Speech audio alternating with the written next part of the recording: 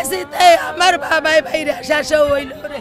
আমি ভীষণ এসি নামে বমি যাচ্ছে, কারণ সার্ভিস দেওয়ার পরও যদি এমন হতে পারে ভাই, তাই আমার বাইর প্রাণ হারাইছে ভাই। আমি কি বলবো ভাই, আমার আর বলার ধারণ নাই ভাই। ভীষণ কোম্পানির এসি এটা বুঝছেন, তারাই এখনো বলে নাই যে ভাই কি পরিস্থিতি বা কি করা যায় বা আমরা করে হেল্প করবো বা আমাদের একটা সহযোগিতা বা একটা সান্ত্বনামূলক এখনো ভাই কিচ্ছুই বলে নাই। এটা একটা প্রতিবাদ চাই, সুস্থ একটা প্রতিবাদ চাচ্ছি। আর ভীষণ কোম্পানির নামে আমি মামলা যাচ্ছি, যে আমি তাদের নামে মামলা করবো। আমি ভীষণ এসি নামে বমি যাচ্ছে, কারণ সার্ভিস দেওয়ার পরও যদি এমন হতে পারে ভাই, তাই আমার বাইর প্রাণ হারাইছে ভাই। আমি কি বলবো ভাই, আমার আর বলার ধারণ নাই ভাই। এরকম হওয়ার কথা ছিল না। এসি মানুষ আনে এলো ভাই শান্তি করার জন্য, কিন্তু শান্তি যদি এমন কাল হয়ে দাঁড়ায় ভাই, এটা কেমনে হয় ভাই? আমি প্রতিবাদ জানাচ্ছি ভাই। আমি কোনো এই যে বাংলাদেশে আমি প্রতিবাদ জানাই, আমি কোনো ই পাই নাই, সাফল্য পাই নাই। শুক্রবার দিন যায় রাত্রে, ঠিক আছে, রাত্রে 1টার দিক আনুমানিক এসি চার্জ আপনার 11টা বাজে। সেখানে যদি 1টা বাজে এসি ব্লাস্ট হয়, তো কয়েক ঘন্টা চলার পর এসিটা ব্লাস্ট হলো, কি লোড পড়ছে? এটা আমরা এসি কিনি কি কারণে? এসি কিনি যাতে আমি অনেক পরিশ্রম করে আসি, বাসায় ঢুকলে যেন এসিটা ছাড়লে আমার শরীর ক্লান্তিটা দূর হয়।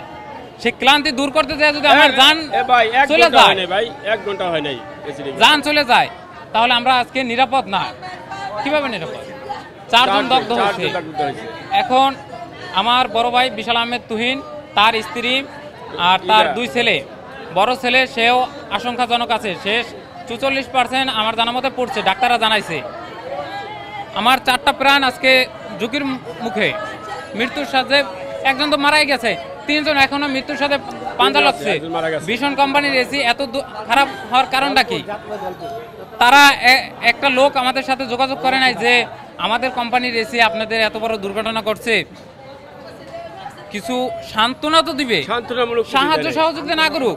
আল্লাহ আমাদের টাকা কম দেয় নাই, কিন্তু যে এটা সান্ত্বনা তো আমরা পাওয়ার উপযুক্ত বা পাই তাদের কাছে। আমি এসি কিনছি 1 বছর, 15 দিন হয়েছে সার্ভিসিং করাইছি। এসির বয়স হয়ে এরকম না, তেমন বয়স হয় নাই, তাহলে কোনো রকম প্রশ্ন আসে না। আমাদের কথা হলো কি ভাই, আমরা আপনাদের আইনের আওতায় যাবো, আমরা কেস করবো। আর আজ যদি কোনো রকম সান্ত্বনা দিল না, তার যে বড় ছেলে চোখ 2টা ফুল গিয়ে বুঝ গিয়ে রয়েছে, মানে তাকাই তাই পারে না, এমন পরিস্থিতি, মুখ ঠুক এক চামড়া পুরাটা উঠে গেছে, বুঝছেন, ঘুরেই রয়েছে থাকা দেয়া।